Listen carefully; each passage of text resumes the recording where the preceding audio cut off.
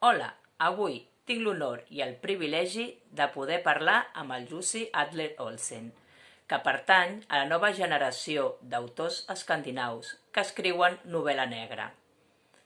És conegut per la seva fascinant sèrie del Departament Q de Policia de Dinamarca.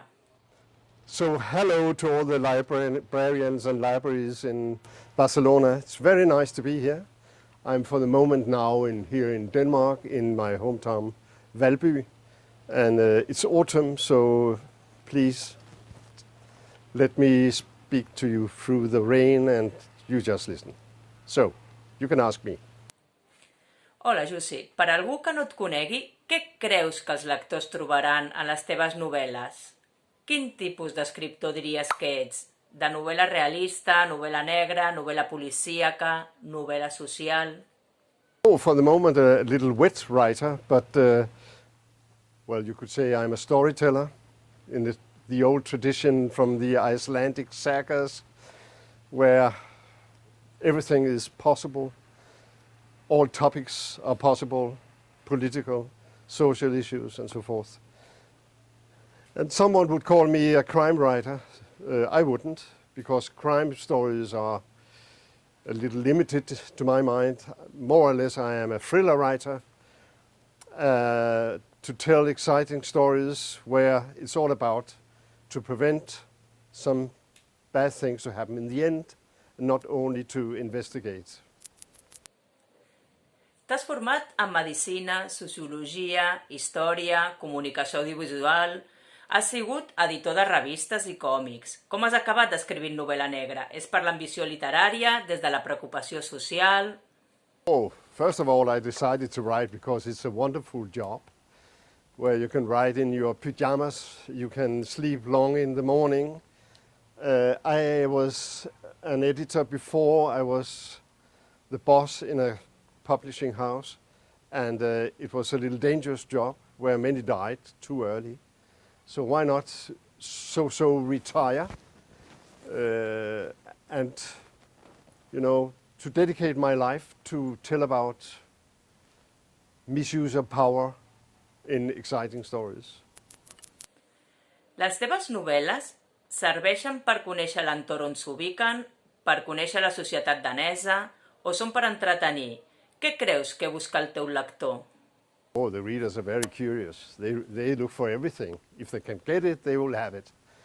It's very important for me to research the areas, the location, to write about things that people know about, a little know about, someone knows a lot, and never to disappoint one in my research. That means that you can rely on what I write actually could happen, and that the environment, the locations are the actual ones. So I visit, of course, all the locations. La tradició d'escriptors nòrdics de novel·la negra t'ha influït o condicionat d'alguna manera? Tens algun escriptor de referència? I de novel·la negra no nòrdica? Els clàssics nord-americans, Dashiell Hammett, Raymond Chandler, els escriptors mediterranis, el Vázquez Montalbán, Mark Harris, Camilleri... My God. I can easily say yes, because the writers, the couple of Sjöwall and Wahlöö in the 70s inspired all of us. All of us. You couldn't find any contemporary writers in crime and thriller stories that wasn't influenced by them. They made a story of killings in 10 books, and they invented a new form of dialogue that is very interesting and very realistic. And they took in political and social issues in their stories, so it influenced me a lot. Apart of that, I can't say that I've read many crime writers and thriller writers from Scandinavia. Of course, I know the literature in Scandinavia very well, but since I started up my own writing, I have never read one single crime book from other authors. Ja has escrit 8 novel·les del Departament Q, que és una brigada molt especial, amb personatges molt característics. Per què els personatges i què et va portar a crear-los? La sèrie ha anat creixent a partir de l'èxit o ja la tenies planificada? It always starts with the characters. To my mind, that's the most important. The plot is very important too, but without characters that are reliable and that you can lean on, that you can love or actually also hate, you have no really story. You have to put yourself in their places, and therefore you have to describe them exactly as close to what I want to say about them possible, but also to let you put in your own character and those characters as well. So first, the main character, Karl Mørck. Karl Mørck, he's a policeman, and he is sort of fed up by the work. He's not alcoholic at all, but he saw so many crimes in his life, so maybe actually he should do something else. People are not very keen about him in the police yard, and they put him into the cellar, so he can sit there and have his own, own ways of character. But I needed a sidekick, and I can tell you that I love, for instance, Don Quixote very much, all the works by Cervantes actually, and the Sancho Panza was the best sidekick I could ever think of. So I made a sidekick. He's coming from some Middle East country, and I place him as a cleaning lady in the cellar, but he has secrets. He has some thing in his skillness that I don't reveal in many books, and he's going to be the assistant of Karl Mørck. And there I introduce a very important thing, namely humor with this character. Then I needed, of course, a third person that could make a little chaos, and she's arriving in the second book. She's called Rose, and Rose she's really something. You have to read about her. And later on, a fourth person came. So I made not many characters three-dimensional. Karl Mørck is three-dimensional because we know him and we know what's going on in his mind, but not everything. Not everything really. He has got a post-traumatic stress syndrome, and he's revealing stuff from himself as well. But Assad, Rose, and Gordon are only two-dimensional until number 7, where I make the mind of Rose a little more open, and in number 8 also for Assad. But all the villains are very open. That means three-dimensional. Well, I have planned the main characters from the beginning, and also the series, and also the plot lines. But of course, I mean, you have to develop. So many years passed on since I started up this story. In 2005, I tried to invent it. Started up writing in 2006 and was published in 2007 with number 1. The contact between the main characters are a little closer now than I originally expected, but I love it simply. And it's all coming from love between the characters. Karl Mørck, he actually hates that Assad are arriving on the stage in the beginning, but from time to time and from book to book, he's getting closer to him in so many aspects. And in number 8, you can easily say that they are very, very dear friends. So everything grows, of course, throughout those now 13 years. This was not my intention that it should take so long, but so it did. So yes, it grows and still do. S'acaba de publicar la 8ª novel·la del Departament Q, La víctima 2117. Per què has triat Barcelona com a punt de partida de la trama principal del llibre? I'm a Barcelonian myself. I have an E number down there, and this is my second hometown. Barcelona for me is long, lovely winters in the sun where I can write and, be concentrated. I love Barcelona, of everything, of the population, of the Catalan style, of the food, weather. See, I could mention many, many things. And for me it was a little shameful that I never mentioned Barcelona in all those books. So that's why this took part in this dear, dear place of mine. Què penses del comptador de la vergonya situat a la platja de la Barceloneta? Well, it says a lot about Barcelona. I see Barcelona as a very open city in so many ways. How many cities could do the same as Barcelona did?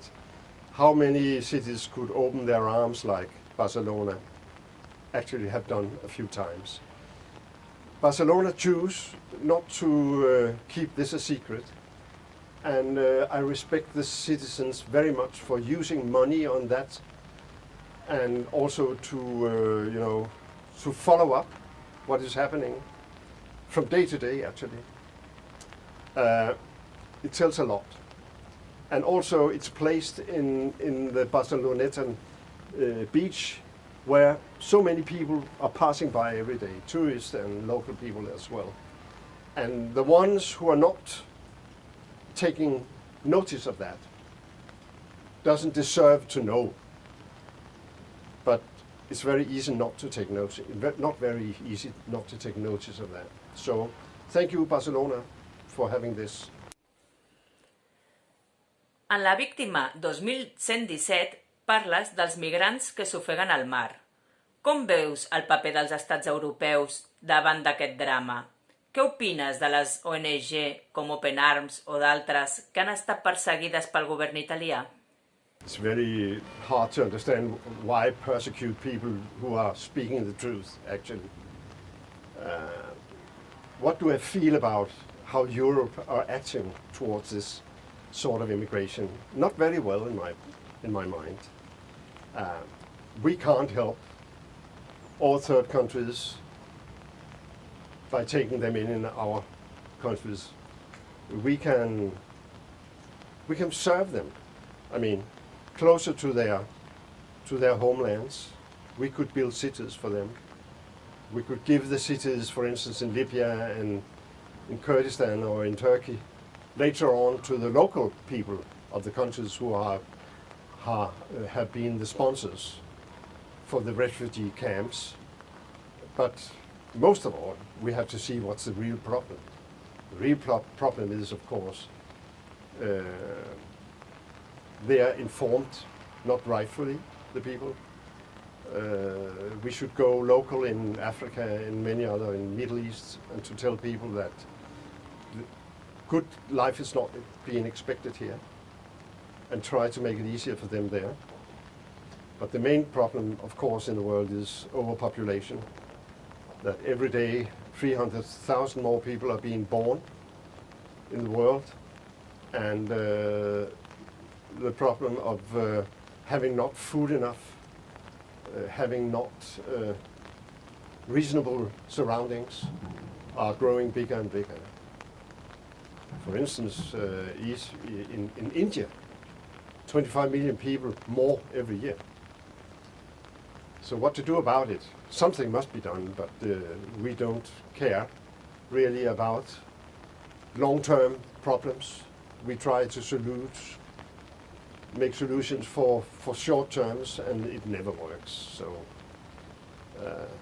but now they are here, the people on the sea.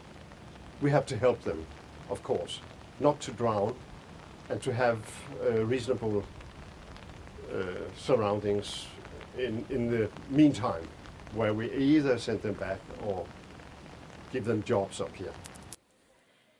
Quin paper hi juga el protagonista Joan Aiguader i de la premsa en general a la novel·la?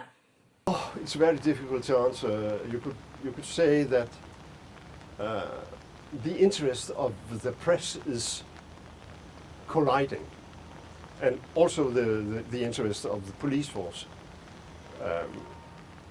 The police force has actually opposite interests in stories like that are being told in the newspapers. On one hand, you could say it could help them to get information from readers. On the other hand, it could make panic, especially in this story, Victim 2117, where we know that some harsh and violent incidents will be very, very soon in Europe. Juan, well, his part in this story is that he is nearly going down as a journalist, as a human being. So he's just trying to create the story that everyone wants to buy and read. And for me, he has a very important role, because then I can follow him in his research, follow him from one location to another, and write it as real-time stuff. But in real life, for instance, nowadays here in Denmark, with the U-boat case, you know, they hesitated in a very long time, the police force, to give away too many informations about what happened there.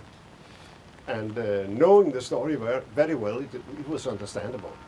But late in the investigation history, they needed the press. So if the press can give away the information that the police force actually want them to do, this is a very important thing, a very crucial thing. Copenhague, Barcelona, Xipre, Síria, Berlín... Com fas el treball de documentació en un conflicte tan diversificat? As I mentioned before, that research is very important for me. I remember once I wrote about Indonesia, and actually the cameraman here, Jesper, who's a very dear friend of mine, he told me that it was quite good what I wrote about Indonesia, but he could easily feel that I hadn't been there. He's namely traveling very, very often to this country in that period.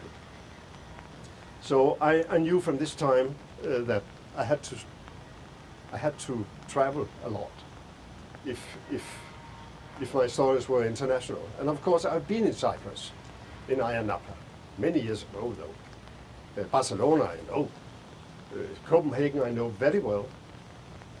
Berlin I know somewhat, but even though I had to go there for 4 very, very cold winter days in January 2018 to find my locations and to make my research. Very important. It's important because the people who live in Berlin must be aware of that I actually are knowing the places. But Syria, that's another thing.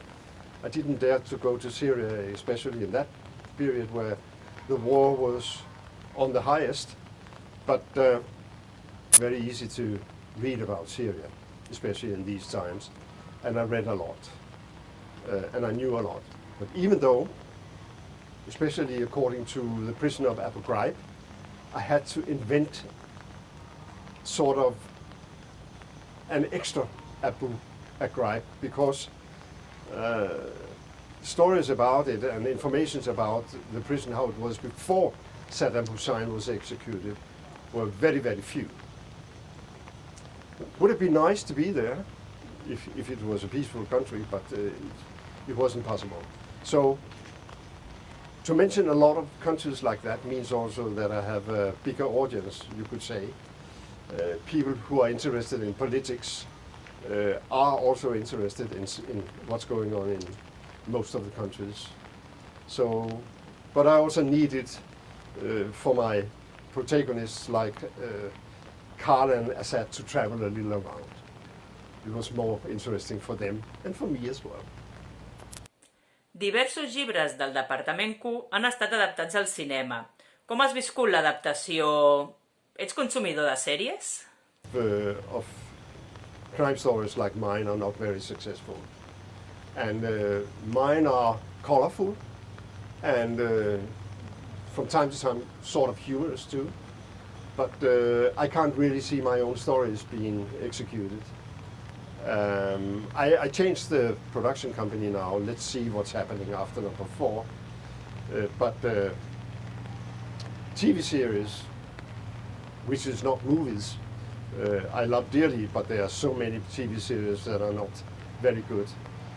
Casa del Papel is one of the most seen TV series here in Europe now, and I understand why, because it's exquisitely made.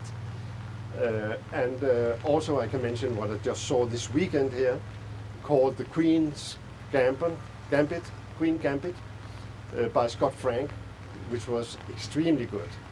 So me and my wife, we enjoy TV series very much, perhaps a little too much. Has escrit una biografia del Groucho Marx i els teus personatges destil·len un toc d'humor. Quina importància li dones a l'humor en la literatura i en la vida en general? The same importance. Humor gives you some relief, and so short you can say it. Vull agrair-te el temps que ens has regalat. Ha sigut un plaer. Moltes gràcies. You're welcome.